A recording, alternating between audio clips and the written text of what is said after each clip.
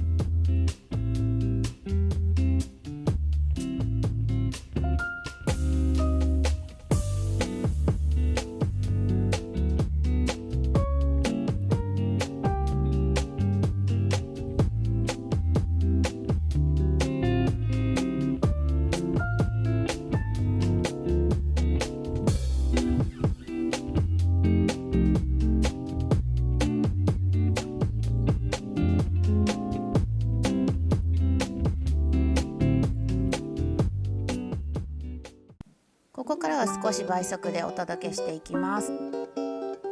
茎の部分をすべてアウトラインステッチで埋めていってください。もし糸がいが必要な場合は後ろで玉留めをして新しい糸に変えて縫い始めてみてください。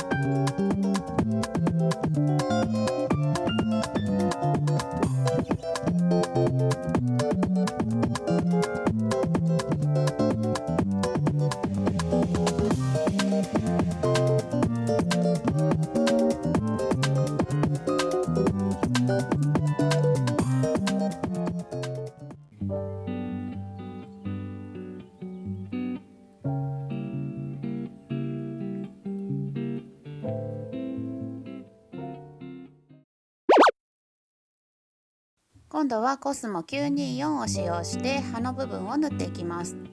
2本取りでアウトラインステッチとストレートステッチで葉の部分を縫っていきます。針はそのままの針でも大丈夫ですし、2本取り用の針がある場合はそちらを使用してください。まずアウトラインステッチで葉の真ん中の部分を縫っていきます。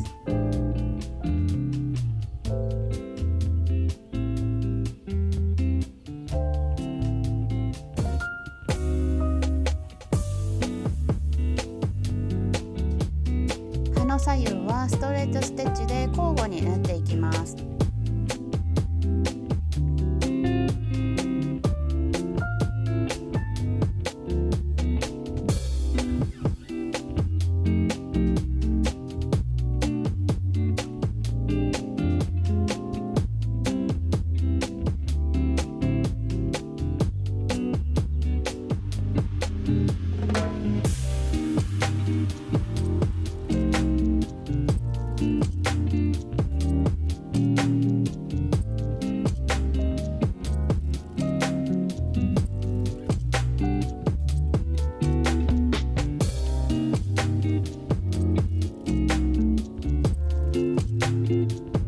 緩やかな楕円型になるように縫い幅を調節しながら縫い進めていきます。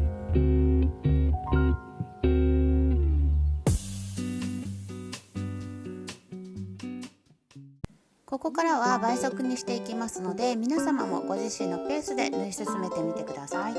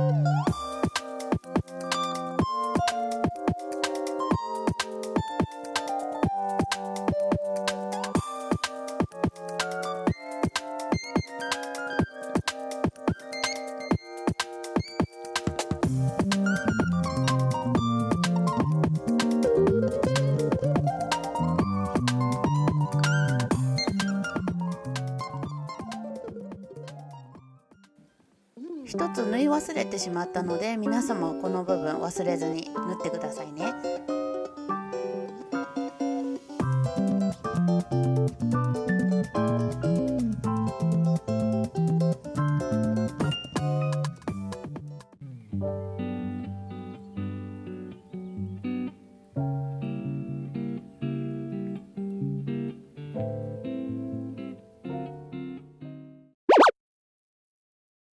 次はコスモ771を使用して花の部分を縫っていきます。今度は6本取りでフレンチノットステッチを入れていきます。6本取り用の針に変えて縫ってみてください。フレンチノットステッチ1回巻きで図案の丸の部分を埋めていきます。図案通りでなくてもバランスを見ながらお好きな位置にフレンチノットステッチを縫っていって大丈夫です。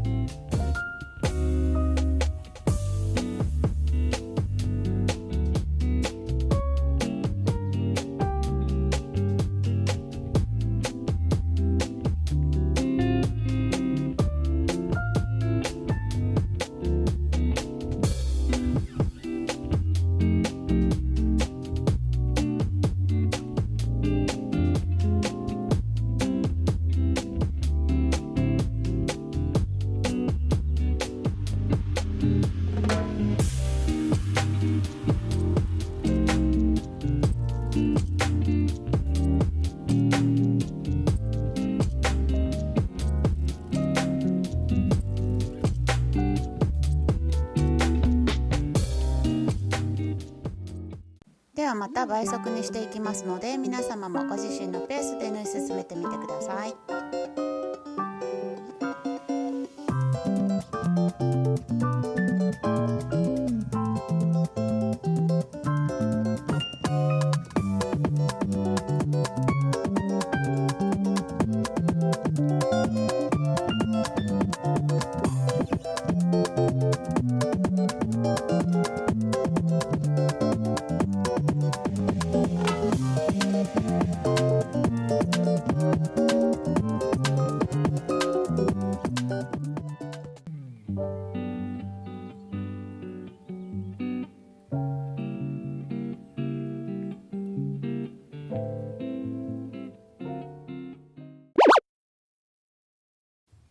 次は蝶の刺繍です。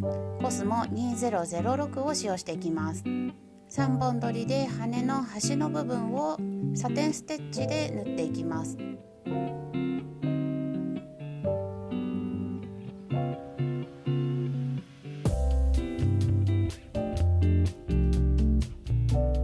細かい部分なのでゆっくりと縫い進めてみてください。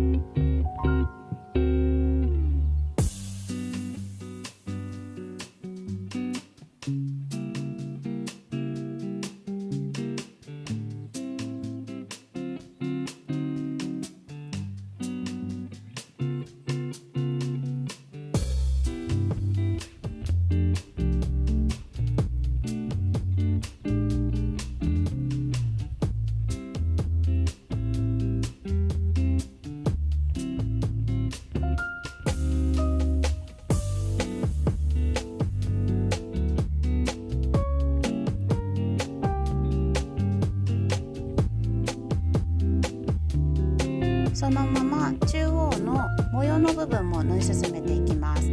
同じくサテンステッチで丸い穴が小さいので2回ほど縫っていくと図案が埋まります。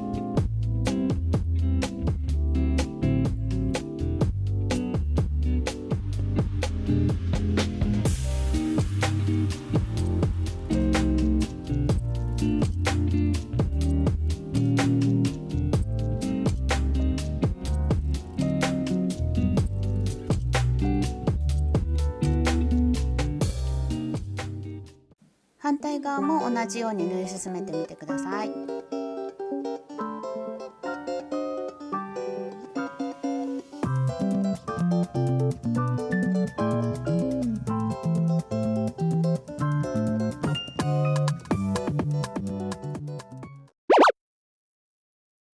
次はコスモ1000を使用して蝶の羽の全体部分を縫っていきます。ロング&ショートステッチで埋めていきます。中央から縫い始め、長い縫い幅と短い縫い幅で交互に縫い進めます。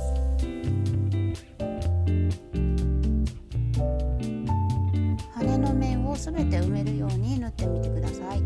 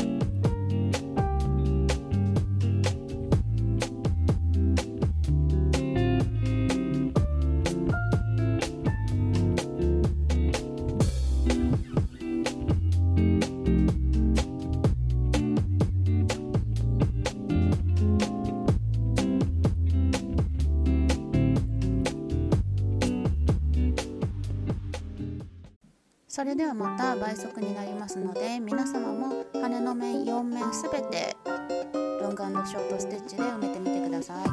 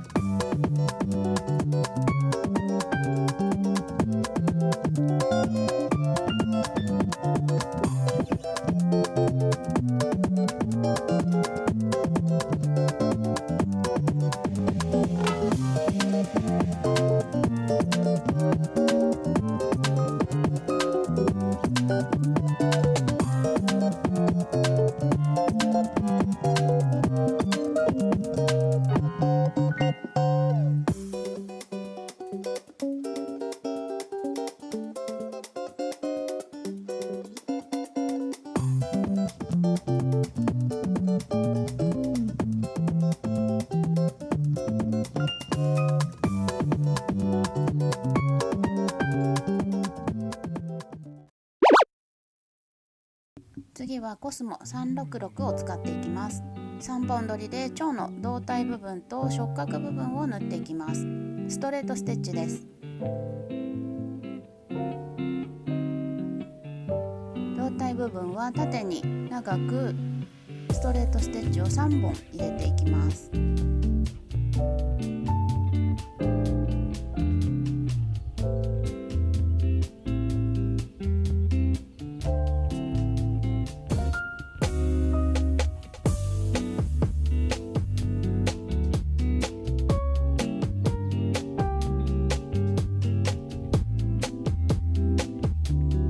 そして触覚部分は斜めにストレートステッチを入れていきます。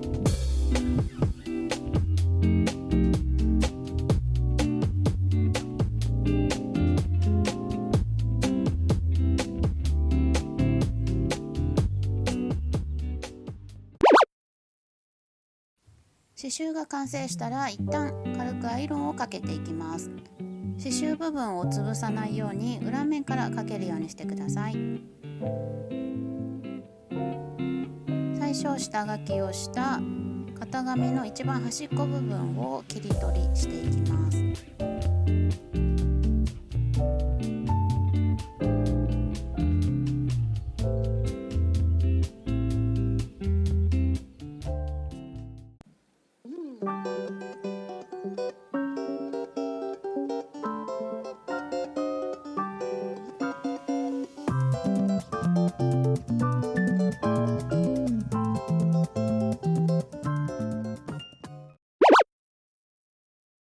表布と裏布を縫い合わせていきます。裏布は表布と同じ大きさに切ります。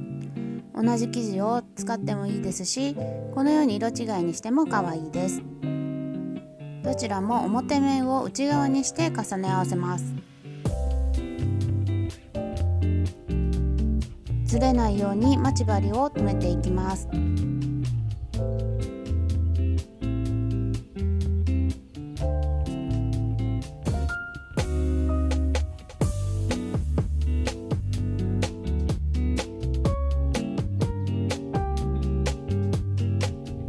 待ち針でしっかり留めたら端を縫い合わせていきます。糸は手縫い糸を使用します。100均などでも売っているので参考にしてみてください。玉留めをしたら縫い始めます。下書きをした縫い代線に沿って細かく並縫いをしていきます。最初の1針はほつれ防止のために返し縫いをします。それではどんどんと並縫いを進めていきます。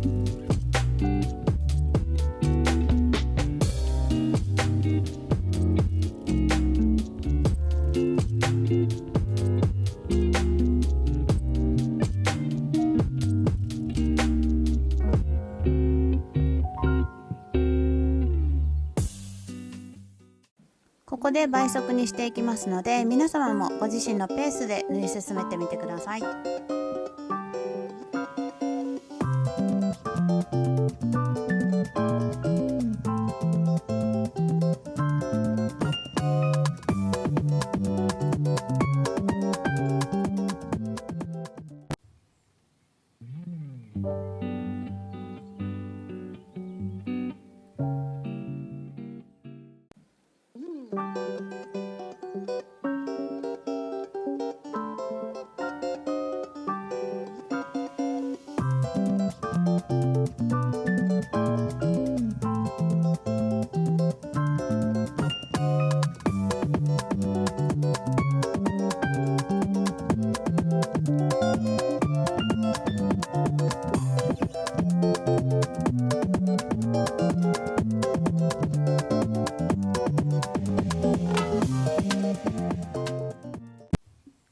最後は布を裏返すために5センチぐらい縫い残しを作っていきます。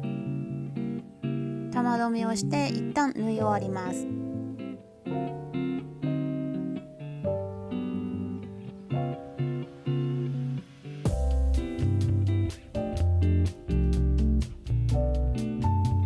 今度は四つ角を切り落としていきます。こうすることで裏返した時に綺麗な角が作れます。縫い糸を切り落とさないように気をつけてやってみてください。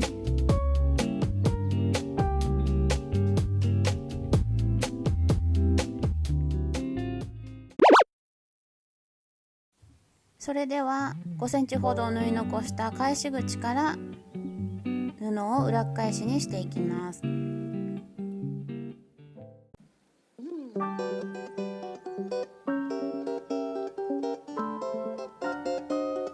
角の部分は針など先が尖ったものを使うと形がきれいに仕上がります。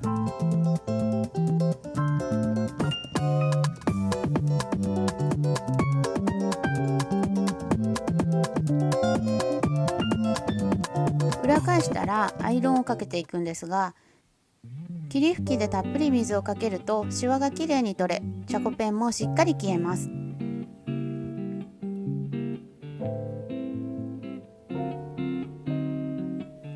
返し口の部分も縫い代で折り縫いやすくします。アイロンはなるべく刺繍部分を避けて裏面からかけるときれいに仕上がります。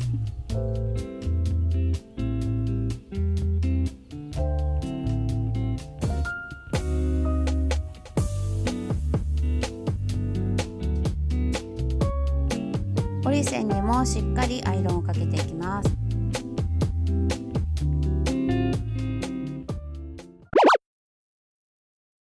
それでは返し口を縫い合わせていきます。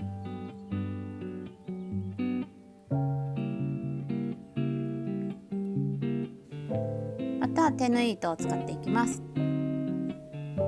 玉留めをして、返し口の山折り部分に針が出るようにして縫い始めていきます。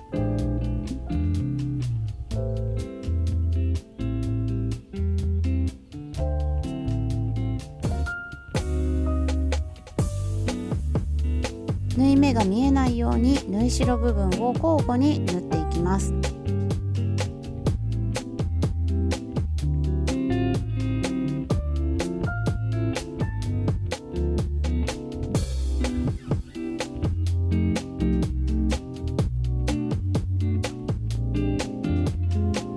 ここもなるべく細かく縫うとほつれにくくなります。この動画では連続して縫い進めていますが、やりにくい場合は1針ずつ縫い進めてみてください。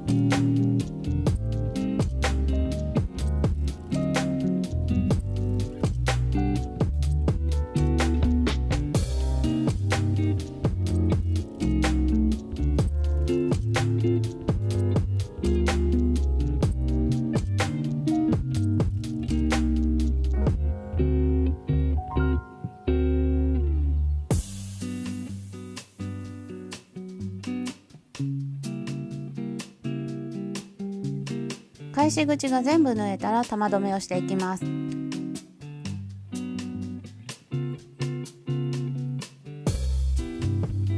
玉留めを隠すために内側に針を入れて近くから針を出します。ほつれ防止のためにもう一針縫いました。ギリギリで糸を切って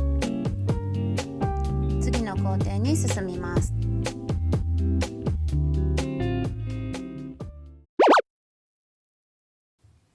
フェルトを縫い合わせていきます。フェルトはリネンよりも少し小さめサイズになっています。下書きの時に中心線もしっかりと書くようにしてください。フェルトをリネンで作ったカバーの内側に合わせていきます。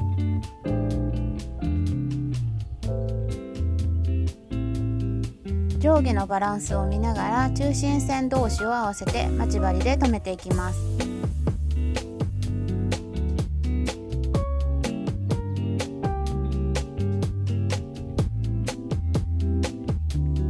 また手縫い糸を使って中心線を並縫いしていきます。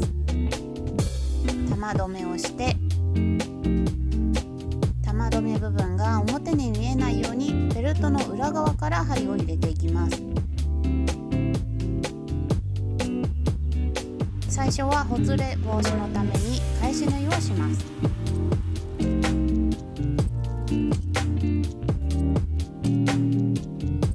表布に糸が出ないように裏布とフェルトを縫い合わせていきます。並縫いで中心線を沿うように縫っていきます。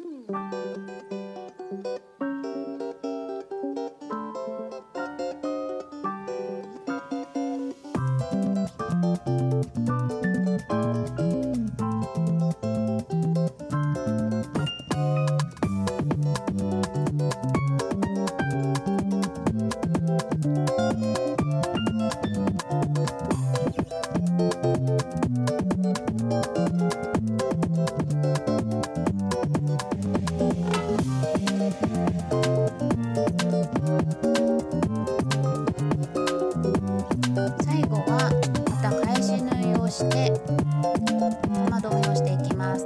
玉留めはフェルトの裏面でしていきます。玉留めが動いてほどけないように念のため近くに針を刺しておきます。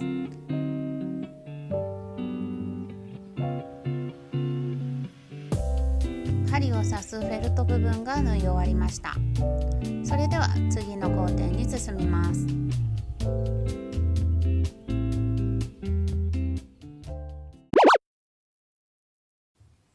ミモザを縫った面に1センチほどのパールを縫い付けていくんですが、今まで使った糸何でも大丈夫ですので1本取りで縫い付けていきます。玉留めをしてを縫い目部分から入れていきます。縫い始め部分に針を出していきます。図案にパールの縫い位置の印がついていますので参考にしてみてください。針にパールを通して裏面に糸が出ないように表面だけに針を通していきます。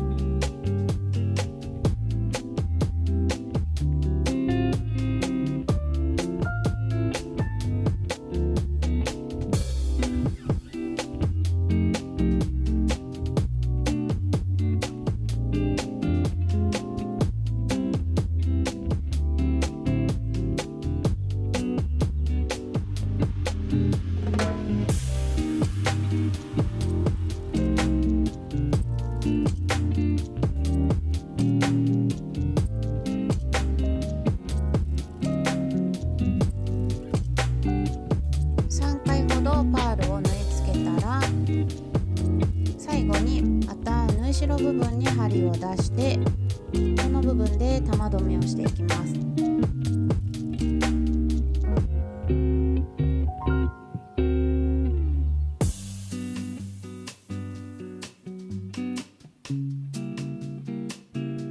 玉留めを隠すために内側から針を入れ、表面に出た糸をギリギリで切って、これでパールの縫い付けは完成です。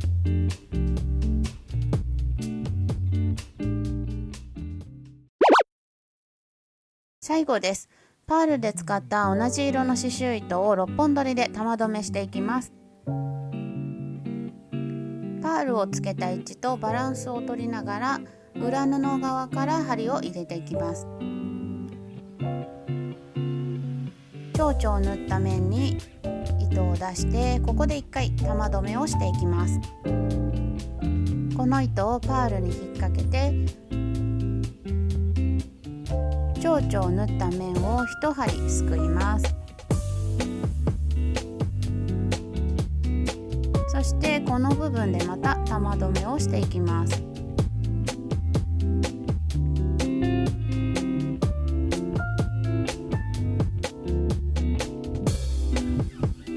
パールに引っかかってる糸を1回ほどいて、今度はこの針を裏布側に出していきます。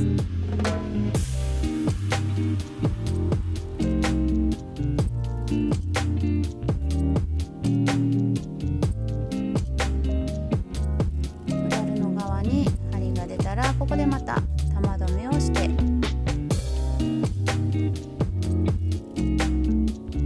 ほどけないようにしっかりと結んだら、ギリギリの部分で切り取ります。これでフープボタンが完成しました。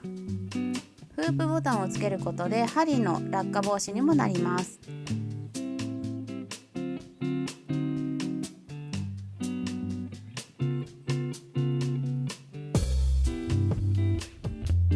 はい、ではミモザのニードルブックが完成しました。刺繍から仕立てまで自分で作るので、とっても達成感があります。実用的なものなので、ぜひ作ってみてください。こんな感じでいつも使う針を収納していきます。質問や感想などありましたらコメント欄をご活用ください。図案は PDF データで販売しておりますので、概要欄をご覧ください。それでは次回の動画もお楽しみに。